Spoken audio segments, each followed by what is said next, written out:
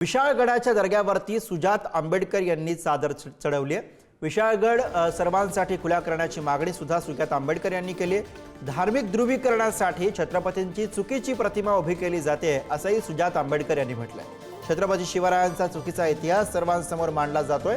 खोटा इतिहास सांगून राजकारणी स्वतःची पोळी भासतायत अशी टीका सुजात आंबेडकर यांनी केली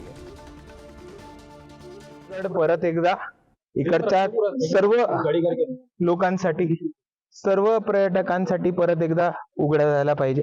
स्वातंत्र्यावरती कोणतीही गदा न येता त्यांना हा ऐतिहासिक गड, ऐतिहासिक स्थळ हे परत एकदा खुशालीने बघितलं पाहिजे।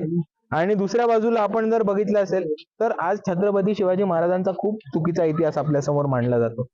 हिंदू मुस्लिम ध्रुवीकरण करण्यासाठी छत्रपतींना एक चुकीची प्रतिमा छत्रपतींची उभी केली जाते।